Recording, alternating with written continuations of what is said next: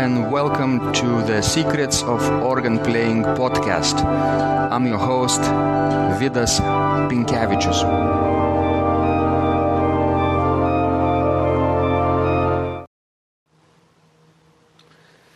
Welcome to Secrets of Organ Playing podcast number 104. This is Sunday, July 23rd, 2017. And today's guest is my friend and colleague, Paulius Grigonis. He is an organist at St. Joseph Church here in Vilnius, the main organist. And he is preparing for a recital which will be in 3 days at Vilnius Cathedral. And today we're going to talk about his preparation process, his practice procedures, and all the challenges in between. Thank you so much, Paulius, for your generosity and time, and welcome to the show. Hello. Let's start with this question that I like to ask our guests. You know, when we go back to our childhood days, do you remember the time when somebody introduced you the organ, and what was the first impression? How you first fell in love with this instrument? First time I heard organ at Kaunas Cathedral. I'm from Kaunas. I was born in Kaunas. So the first church where I heard organ was Kaunas Cathedral. It's a big romantic instrument built by Juozapas Radavičius in 19th century. Or End of 19th century. End of 19th century. And it was legendary organist Mr. Beinaris who was playing the organ. Mm-hmm. That was the big impression. Yes. And why? Because it was a massive sound in a very big church. When you hear organ sounding, it was a big impression for a small child. Mm-hmm. I was maybe 5 years old, or kind of that. So large instrument, magnificent sound, maybe mystery behind this instrument, right? The mysterious surroundings in the Cathedral of Kaunas. Yes, darkness, right? Because you don't see the organist at first. You see the instrument and you hear the sound. That's it. You don't know how it is produced and by whom it is produced. Mm-hmm. Even at first I couldn't imagine that it was only one person doing that sound. So, Paulius, what happened? I know you are the titular organist of St. Joseph Church here in Vilnius, but you also are a lawyer, right? So, what happened that you chose another profession? You didn't become an organist at first, right? Well, maybe it is better to say that I'm a lawyer and then, only then the organist. Yes, that's what I meant. because my education is like a lawyer. I don't have musical education except music school. Mm-hmm. When I was young in secondary school. Mm-hmm. And of course lessons with you later. Mm-hmm. But I guess that impression the organ made for me, it lasted all over those years. And when I finished my university studies of law, then I had some spare time to do something for myself. So I started to play organ with you. I remember we first connected through our common friend Vita Vaitkienė, who is basically also an organist, right? And she connected us because she introduced you to me because, of course, you were looking for a teacher, right? Yes. And Ausra and I were just got back from our doctoral studies at UNL. That was back in 2006, I think, right? And I remember this email from Vita, telling me if I was interested in having an organ student, private organ student, and that's how we met, right? How we met. Our first meeting was in Musical Academy. Academy of Music, right, in one of the auditoriums there, and we were very shy at first, right? I asked you a few questions. Do you remember what was the first question I asked you? No, actually, I don't remember. I guess, what is your name? And we were starting. You were starting this organ playing project, and we needed organ training materials, right? And I advised you to go get this organ technique book by George Ritchie, right? That we were so fascinated about. At first, you lent me that book, and then I bought it myself. Yeah. What do you think about this book? I think it is a very good book. A very good book. Actually, I'm using even it now. It's so comprehensive. Yes, it is a very good. Even I sometimes I play those exercises, even very simple exercises. The first exercises sometimes I play even now, just to remember the basics. I think it is very good to go back to the basics sometimes. Yeah, it has everything you need probably as an organist. Not only exercises, but also just to refresh that feeling.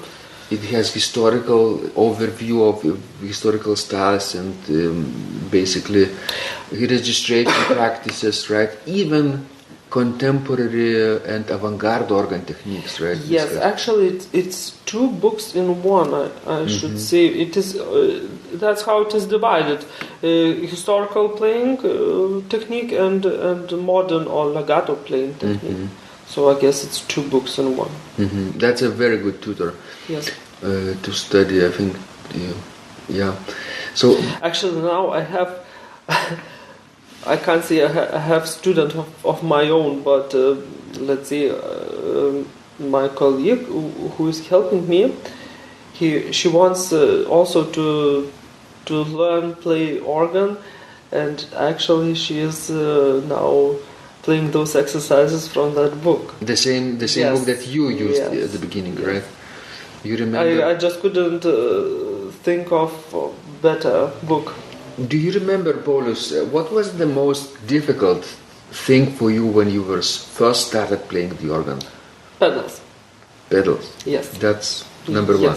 Because I was playing piano, so it was challenging. Also, I can't say manual playing is what was very easy, but pedals was like another planet at all. And what did you do to overcome this challenge? Practice. Exercises from this book, yes, right? Yes, of course. Did you practice exercises or more repertoire at that time? Exercises helped. Yes. What do you think? Because I sorry for interrupting. Because that book is good. The good thing about that book is that you play about some exercises, and then you get like a small piece, which you can play, like a small, which you use as the same techniques, right? Yes. So like you are not all the time playing exercises, 100 exercises, and then repertoire. But it's mixed. Mixed. Everything is mixed and more varied and more interesting than simply having theoretical exercise, dry and unmusical exercises. And now it has exercises, but then at the end of the chapter a piece or two Yes. which incorporates those Yes. techniques. That's a great system. So, Paulius, I'm very interested to know, how we can share so much, and in those 12 or how many years we are connected, you learned so much. You became an organist, right? In a real parish, right? St. Joseph Parish. Before that, you and I were active at this National Association of Organists, and then before that, you were actually starting to compete, right, at the national level for young organists. A few times you went for competition, and actually you received the prize. Do you remember what was the prize? Yes. And what kind of competition? It was national competition of Jonas Žukas for young organists.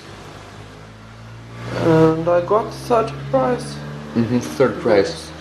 It was your first try or the second try? It was my first try. First try, yes.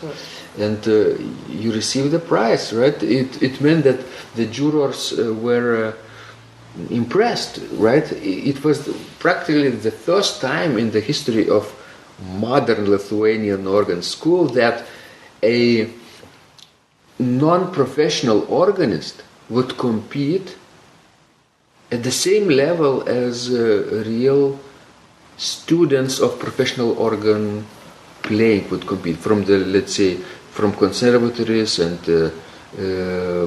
from institutions, right?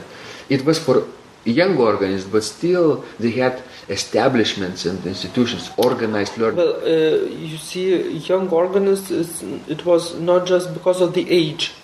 It was also meant by practice duration of in organ playing.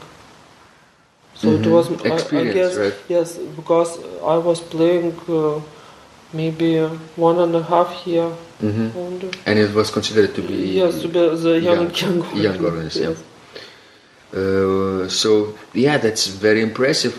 It's like a dream, right? You had a dream and you had a vision, right? You wanted to play this instrument. You were not satisfied with your law profession somehow. But it's quite dry, But I'm still a lawyer also. Yes, but it's like when you get tired from law, you got organ, and vice versa. And of course, you don't have time, right? You don't have enough time to do everything. But tell me, Paulius, is it worth doing both things, or do you have a dream when nobody is listening, right? Do you tell yourself a story that one day I should choose one over the other? Yes. Really, you do have this dream? Yes, it's not a dream. Just sometimes when I'm quite busy, I think of that I have to choose this or this. But it's only sometimes. The benefit of having two professions, two careers, basically, is that your eggs are not in one basket, right? There is a good expression, right? We always try to diversify things, right? When you keep your money, right, you never keep your money in one bank, right? You choose several. Because if anything happens with one bank, you at least have 7 more. Yes, that is the benefit, but it also has some minuses also, because if you want to become really good organist, you have to have more time, I think.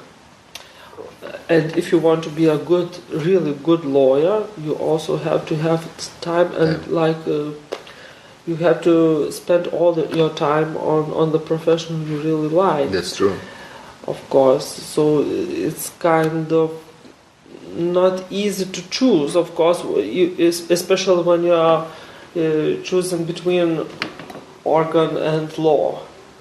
It's quite not similar. So, of course, from law I'm making my living. Mm-hmm. But you're also making a part of your living as an organist now. Yes. Mm-hmm. Isn't that exciting to have this opportunity, or let's say possibility to do both? Yes, I would be much happier to do my living only from playing organ, but of course it is not possible actually. But the benefit of those two things in my case is that after a long day in bureau, I get quite satisfaction from playing organ even in the mass or rehearsing. Just it's like it's like different way of spending your time, like a hobby, right? But somebody's paying you to do things that you love. Oh, yes, Mm-hmm. yes. Of course, it's work. It's real work, and it demands a certain number of hours to spend. Right? Yes. It's quite exhausting, especially on weekends and weddings. You have weddings to play, right?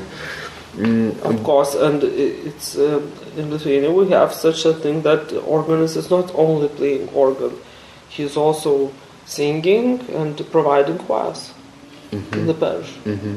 Singing at the same time as playing. Yes. Accompanying them himself. Yes. Right? Mm-hmm. Or herself. When I was working not in a parish church, in St. Cross Church in Vilnius, I didn't have a choir actually. It was a small ensemble, but we had one rehearsal during the week and that's it. Mm-hmm. And now in the parish I have two choirs, and you have all the time you have to think about repertoire, not only for organ but also for them.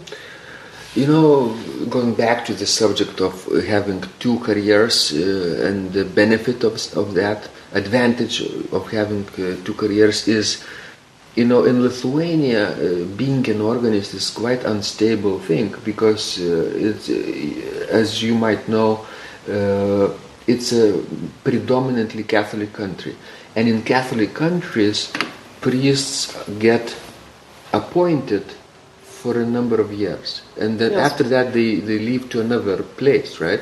What happens when they leave? Sometimes it depends on the actually, as a lawyer I can say it depends on the situation in which organist is. Mm-hmm. If he has his work contract, mm-hmm. So it is not with a priest, mm-hmm. but it's with stable. A parish, mm-hmm. usually. You have security. Yes, and when the priests keep changing, the contract will still go on. Mm-hmm. And in earlier days, to have a contract, it was quite unique, right? Yes. Now it's more common, I think. Yes, in Vilnius, in capital, it is more common now. Mm-hmm. Now the situation is more secure for organists. Yes, yeah. That is not the situation in smaller cities, mm-hmm. but it is in Vilnius it is getting better. Mm-hmm. Yeah. And of course, with the contract, you get social benefits, right? It's like social security and Medicare, yes. and things like that. Vacation leave, right? You can choose number of days to go, maybe, if you want. So, yeah, that's advantage. Advantage actually to have both professions is that you're not really dependent on either. Yes. You can. What if something happens with your law? Yes, I always think of that. If something happens with my law, I always have organ, mm-hmm. and if something happens to my organ, I always have law. Exactly. Yes, exactly. That is the benefit. So I'm feeling quite secure about that. Mm-hmm. nobody can for really some time. threaten you, right? No priest can really say, if you don't do what I tell you to do, I'll fire you. And you can say, okay, fire me fire if you me. don't like. Yeah. And that's the same in Peru. Yeah. Of course, it would be a much worse situation, but still, I'm not alone. Let's say. Yeah. That's the advantage. The disadvantage, of course, you lack time, right? Yes. Both professions require time. Yes. Yeah.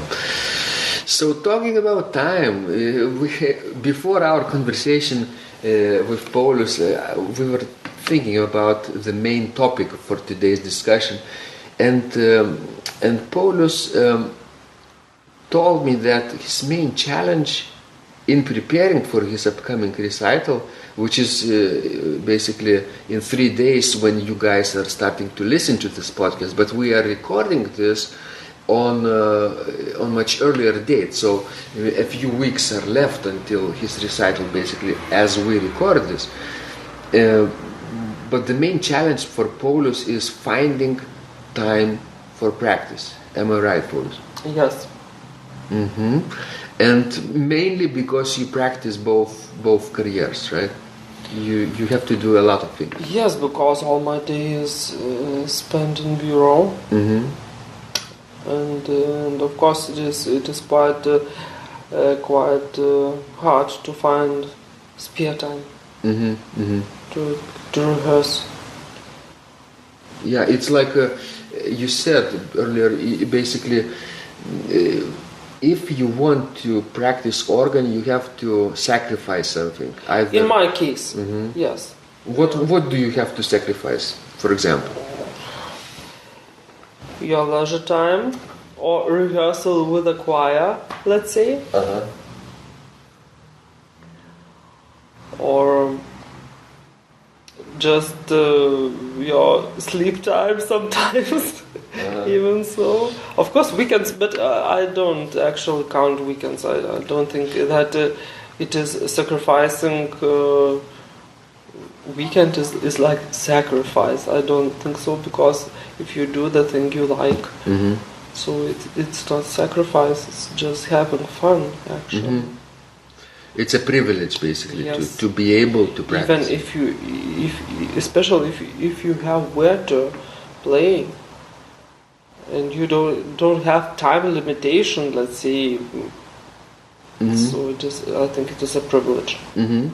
So let's do a little bit of practical analysis of our days.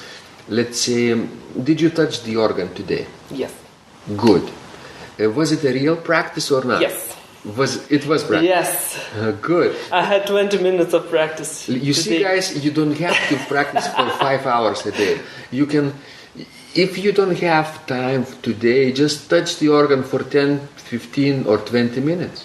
Yes. That still counts, right? I just had spare time between my works.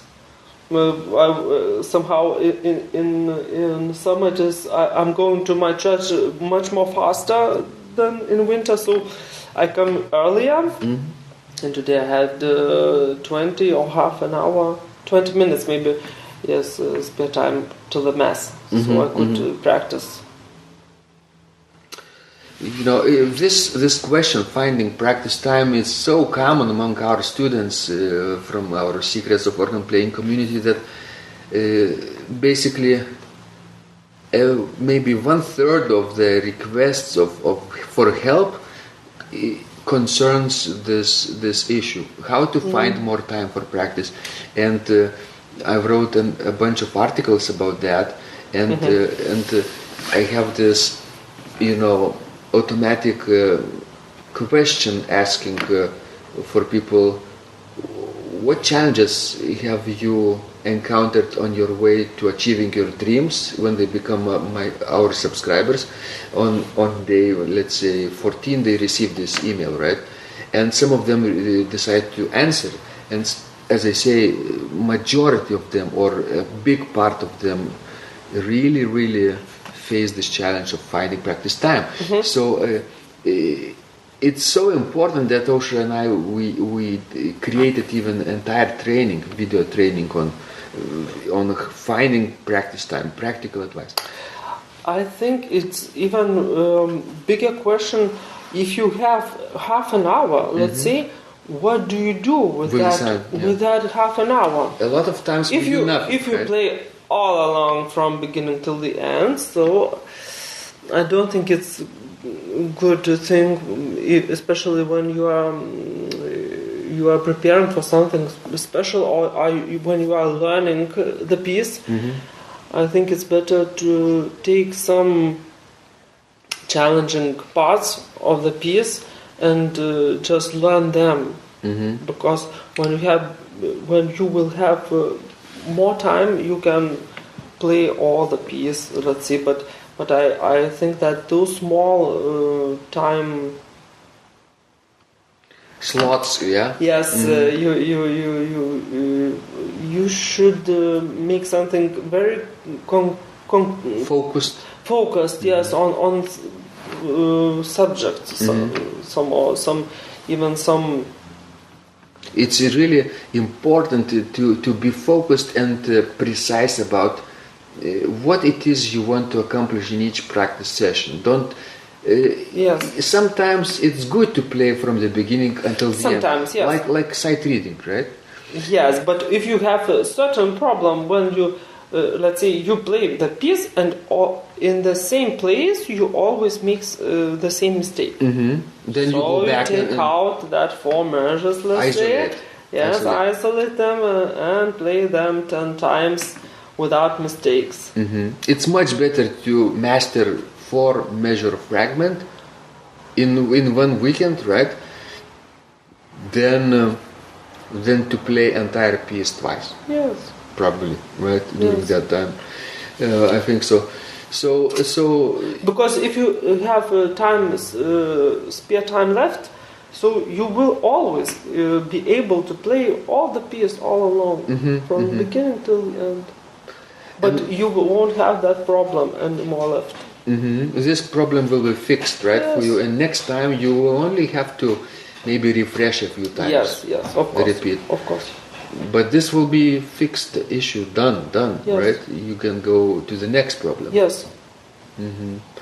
That's very healthy approach, although it's very difficult sometimes to force yourself. Yes. Because we all feel the need to play beautiful music, right? We love this instrument, and to play 4 measures, it's not beautiful.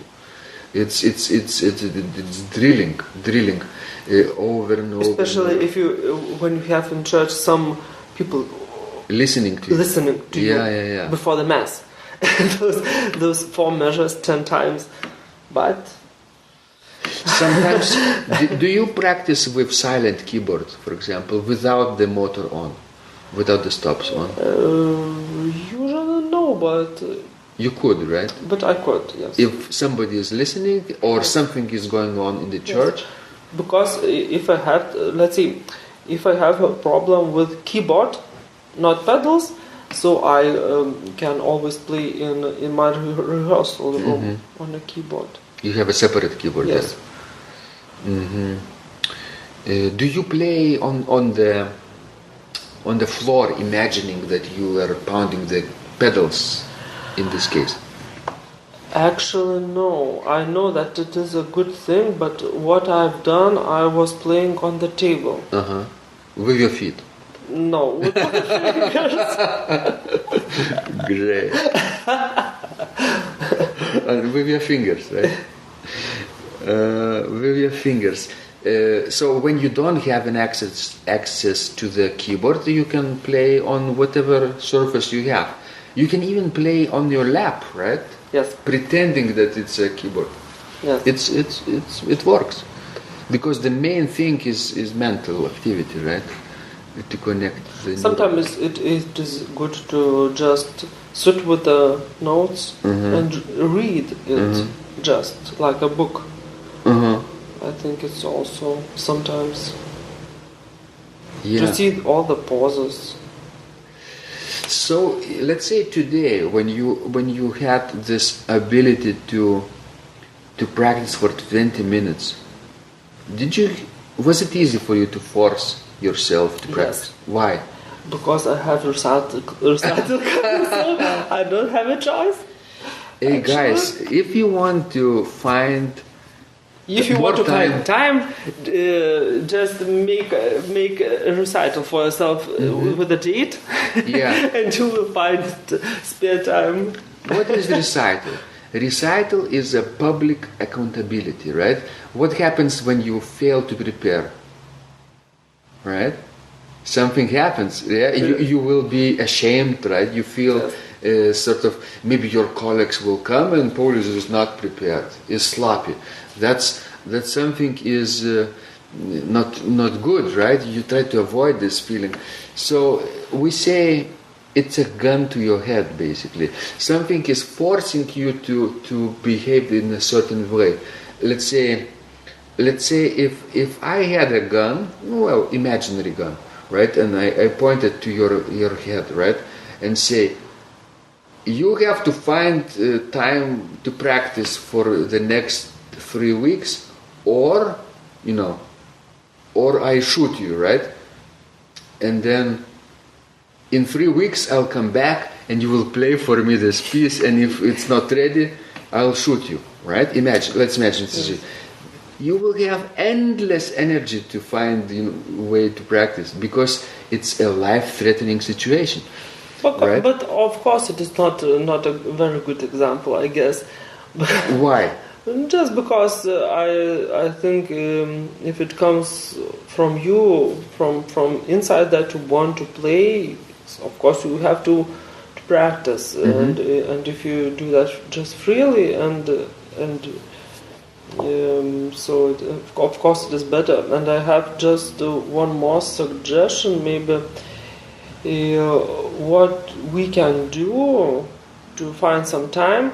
Actually, it is to see that always on Mondays and Wednesdays, let's say from 8 till 9. Make a schedule. Always. Every Monday and every Wednesday I am playing. Put it on your calendar. It's my rehearsal time. It's the same as we are making rehearsals with the choirs, actually, because you have, let's say, 15 people coming to your rehearsal, so to schedule it is quite difficult. And when you are left only alone by yourself, it is of course easier to say, oh, I'm lazy today, so I want to go to rehearsal. But if you make such a schedule for yourself that is always on the same time, on the same day, maybe it is better, because I remember myself making such a schedule when I was just starting to play the organ. I was going to musical academy and I always went on the same hours. It's good to have this stability, right? Yes. Stability is something, that on this day and on this time next week you will be playing the organ, right? Yes. And that time you also can compare, as many psychologists say, that in these days we don't have time left at all. Everything is going fast and fast and faster, but rehearsing and learning, it's not going faster. Yes, and just to think that this rehearsing time is like time for yourself, time just to stand for an hour with yourself, have a time with yourself, let's say. So if you will think maybe of that, so maybe there's also possibility to have time with yourself. It's like for your hobby, right? Your own pleasure. Yes, because it's my hobby, my pleasure. So your sacred time, right? Nobody can invade your space. Because psychologists say that you always have to find the time for yourself. A little bit of time with yourself. So I guess the time with an instrument, it's like time with yourself, actually. But what you mentioned at the beginning of our conversation, it really struck a chord, because when you schedule a public performance, it's really like a gun to your head, right? Nobody's really threatening life, but But in a way it is, because it's important to you to feel good in front of others. But you have, of course, to be conscious. If you see that you won't have time, so it is better not to do this. It is better to think. Is it possible or isn't it possible? Of course, when I scheduled my own recital, so I knew that I will have 5 days of holiday. It is next week, let's say, before the recital. It is also some time left. So I know that all my holidays will be spent on the bench. You make time. Of course, I thought of that, scheduling my recital. You have to be realistic, right? Of course. What is possible? Because it will really become a gun to your head. And now, of course, when you look back in, let's say, last year, did you practice more or less compared to this year? Less. To this, I guess. because you didn't have scheduled recital, probably, right? Yes, I guess so. Is it safe to say that scheduling a public performance really helped you focus your abilities and your goal setting, right? And you basically had this drive, right? I need to practice. It also has another thing that if you have a dream to play some kind of piece, let's say, and you don't have where to play it, and when you schedule a recital, and you can make your dream come true. And actually, after this recital in the cathedral, we will have a recital in Vilkaviškis Cathedral also, and it's 2 recitals, the same program, but like I have more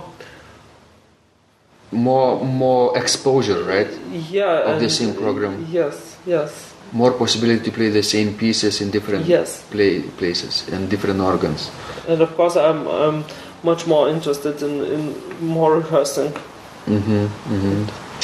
So really, it comes down to being honest with yourself, how realistic it is, and how badly do you want this, right? Are you serious? Are you serious? You can just dream about it, or you can take action, right? Yes. Because a lot of times people want to play the organ, they wish they had more time, right? But you, Paulius, this time are different. You took action, scheduled something scary, right? It's public performance, and now you don't have what to do. You have to prepare, or your, let's say, public reputation will be diminished, right? In professional organists' eyes. Yeah. That's also counts. So for people who don't want to play in public, there are hundreds of organists who don't, who practice for their own pleasure. What would you recommend, Paulius? If they are practicing for their own pleasure, so without it's no problem. If they are practicing public performance, so you can make concerts for a family. Oh, that's right, friends and family, right? Yes, of course. You can think. I don't think that there are many organists who are. Every organist is playing for his own pleasure at first. But I think there are not many organists who don't play publicly, let's see. Because I think a concert to your family is also public. Why not? It is, yeah. If just one person listens to you, it's public. I can make a recital only for you. Yes. And it will be public in a way. And now, guys, you can do public in another way. You can also broadcast on the internet. Yes, you can make it on Facebook Live. Let's see. Yes. And that's the biggest public concert. Yes, and it's as scary as hell. Yes. Yeah, because it's also YouTube. YouTube. It's all in our pockets. This technology, we can just press two buttons and that's it. That's Yes. it.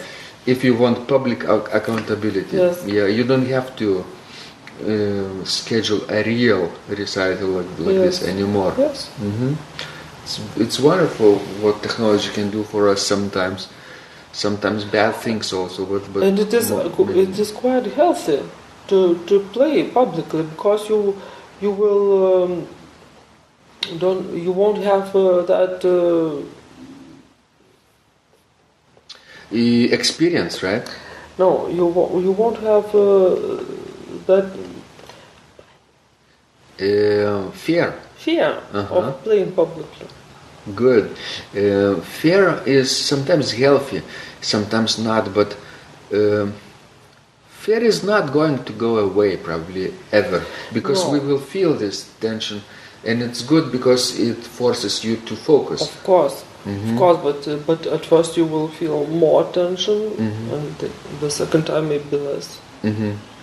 And of course, that a little bit of tension has to be. It has to be, right? Of course, because you keep give your best at this moment. focused. Focused. Full effort, right? Yes. If you are under pressure, right? If you're playing just If you- for yourself, if you are on some pressure, some pressure. because of course if you feel such a fear that you can't even press a key, so It's a panic attack. Yes, it is also We have not to good. learn to control our fears. What helps you, Paulius, to control your fears, if you have one recipe? Actually, I think it's always to think that you are now sitting, playing the exact measure at this time, and focus to At the current moment. yes, and don't focus on Past mistakes, yes, future possible mistakes. or that I played it without mistake. That measure that I always was playing with mistakes. You will make a mistake in another place. Then just to keep focused on what you are playing now. Does breathing help you, Paulius? Focusing on breath. Of course. Deep and slow breathing, Yes. because it slows down the passing of time and keeps you. Various organisms have various recipes what to do, not to be panicked before the recital. For some people, bananas help, right? Yes. Eating That's bananas. a legend. And why is it so? Because it has potassium. Potassium is good for your Just you have heart. to eat a mountain of bananas to get it. I remember in one Saturday when I was playing one of my recitals at St. John's Church here in Vilnius, I had this tradition to eat bananas only on that day and drink mineral water, a lot of water. And I felt very light at that and very, let's say, alert. No fear at all, but very light. But of course, too much of bananas can also be unhealthy, right? So it has to be balanced. You just think of situation if you let's see, if you don't have bananas at that day, what happens? Yeah, Because it becomes like a ritual for you to have bananas before the recital, and you are in a situation when you don't have bananas. What will you do? Yeah, or some people like to nap, Yes. maybe an hour, and if they don't have this time, Yes. what happens? They freak out. So rituals, I don't know if it is good. Of course, if you have such a ritual to eat banana before the recital and it makes you calm, you have to eat that banana. It's no matter what calms you down. Do you have a ritual, Paul? No. No rituals. No. For reducing stress, no? No. No. Do you have a happy place to go in your mind to calm yourself down? No. Like a memory? No, maybe no. Just maybe to focus on that minute, and that helps you, right? Yes. To come back to the current moment. Yes. Because what happens when we freak out is we wander, our mind is wandering all over the place, right? You have to get it back. Gently, right? Probably, but Yes. still relentlessly. But I remember Magdalena Chaika, Polish organist. She asked me one time, when you play this piece, what are you thinking about? And she had an idea that when you are playing some piece, you can imagine like a painting, a drawing, like a story, right? Yes. Not maybe it's not like a story, but visual, something visualize that music. So if you are visualizing that music in your mind, and that kind of visualization may keep you focused maybe on that piece. If you are always visualizing the same painting or drawing when you are playing that piece, I guess so. Interesting idea, visualization. Yes, we were talking about Buxtehude actually, and she had an idea that maybe you have a visual of old Middle Ages painting. Why Middle Ages? Just so, because she thinks that music she visualizes as Middle Ages. Yes, and as painting from Middle Ages. It makes such an impression for her. Let's see. Of course, it was an example. So, how you are feeling about your upcoming recital, Paulius? Do you have this anxiety now? Or not? Yes. You know why? You don't know why? No. Because I'm playing your piece. Oh, tell us a little bit more about your program. What are you playing? I'm playing Buxtehude Prelude, Fugue and Chaconne in C major. Also Frank Prelude, Fugue and Variation. Yes. And Vidas Pinkevičius Festive Processional. Oh, Opus 39, that's right. I dedicated this piece to you, right? Yes. I'm so happy to play it. Of course, I didn't expect you to play it, but you chose it to play it. Yes. This was sort of interesting story. When I first found out that Paulius is going to play a recital at Vilnius Cathedral, I asked him if he knows what to play, right? And apparently he or you lacked maybe 3-4 minutes of entrance piece, right? It's not like I was missing, but actually when I counted my 2 pieces that I will be playing, because it is short recital, so only 20 minutes. Yes, it's midday lunch recital. Yes. Every Thursday in Vilnius Cathedral. And I was thinking what to choose, actually. And I told you, and then you proposed. I said, would you like me to compose a piece for you? And you told... Of course. And I didn't expect you to play it, actually, because, sometimes newly composed music is unfamiliar and risky. But what is exciting about your piece? Actually, I was playing it today. That it has such improvisation origins. It was conceived as an improvisation. Yes, and it is played so freely. I created it on my keyboard, playing at the keyboard, and then fix the scores, because when you play so freely, your rhythms are all over the place, right? Yes. 6 couplets, 64 notes, all very strange rhythms, right?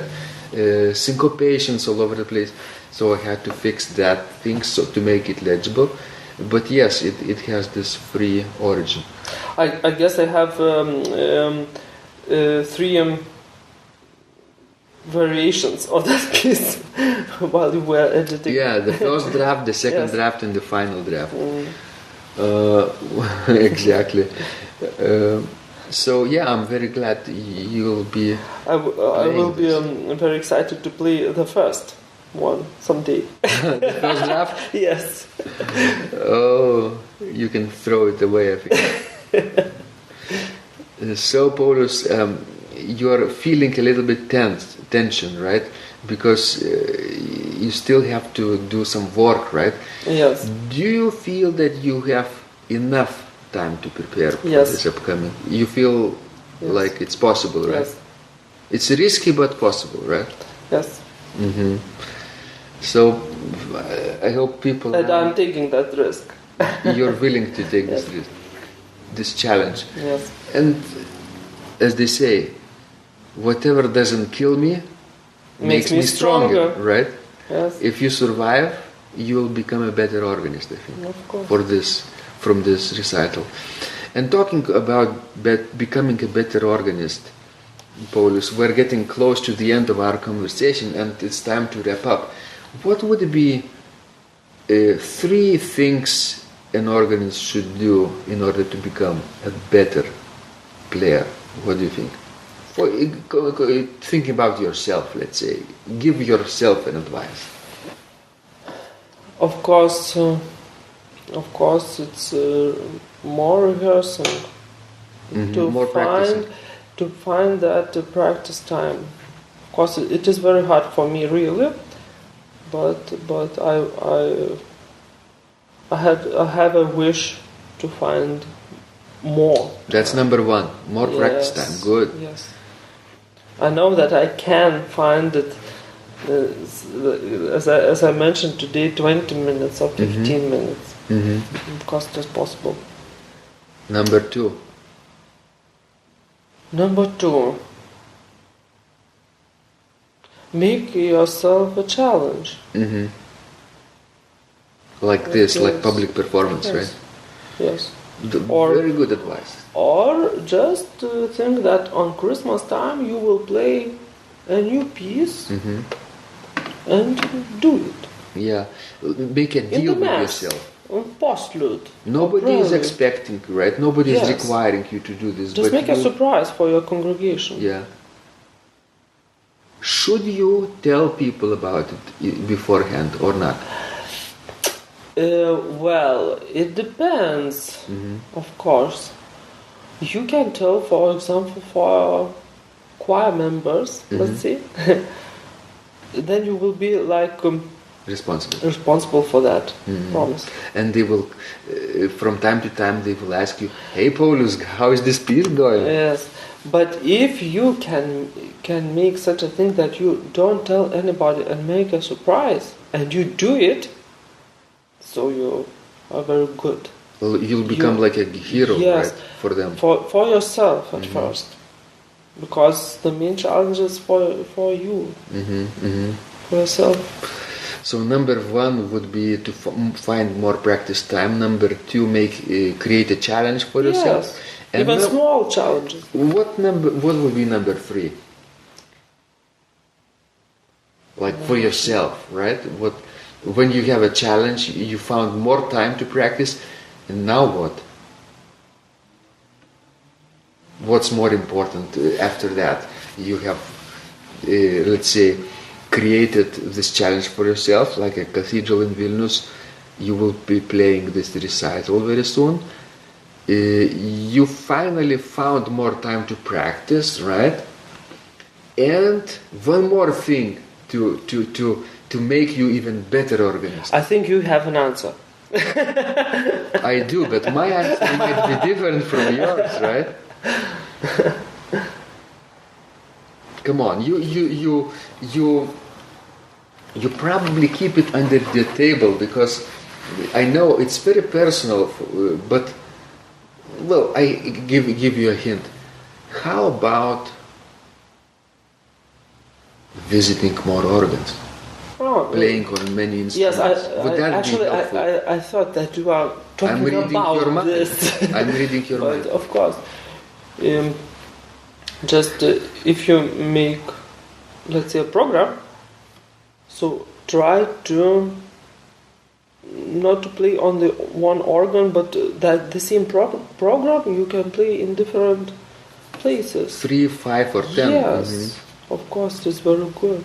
You will discover something about what? About this organ, about this music, and about yourself. About yourself, because you won't be playing the same on the other instrument. Because organs are everywhere different. Yes. Good advice. Wonderful. Thank you so much, Paulius, for your wisdom, time, and expertise, for your generosity, sharing those personal experiences with the world. And of course, we all wish you to be successful in preparing for this recital, and let us know how it goes, right? Update me about your practice and performance experiences. And for people who would like to know more about you and your work, how would they contact you, or what would you wish them to visit? Can you give us a link? Of course, you can find me on Facebook, I guess. Can you spell your name? Paulius. Paulius. It's Paulius.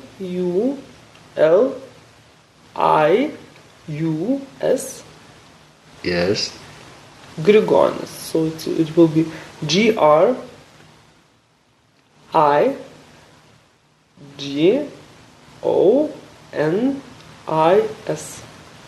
Very long name. As many Lithuanians' last names are.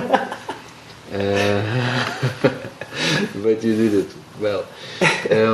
So Facebook, what else? It's vargonai.lt. Also. National Association of Organists in Lithuania has this website, right? Vargonai means organ in Lithuania, right? So we spell it vargonai.lt. Yes. And there's a list of organists. So you can find me there. Wait, you said Vargonai LT. Yeah. Vargonininkai LT. Vargonai LT. Yes. Because in Vargonai LT you will find a lot of beautiful historical instruments in Lithuania. We have about over 500 instruments, and quite a few of them are listed, which are still playable and in a decent condition, and you will find a good disposition and pictures and descriptions of these instruments. So take a look. And of course, you have a YouTube channel, right? No. But you will, no. Right? I will. Good. So guys, this was Vidas Pinkevičius and Paulius Grigonis. We were very happy to have this conversation, and we hope this has been useful, right? For you. I hope. Okay, thank you so much, Paulius, and good luck in your practice, finding more time, setting yourself a challenge, and discovering as many organs as you can. Thank you, Vidas, very much.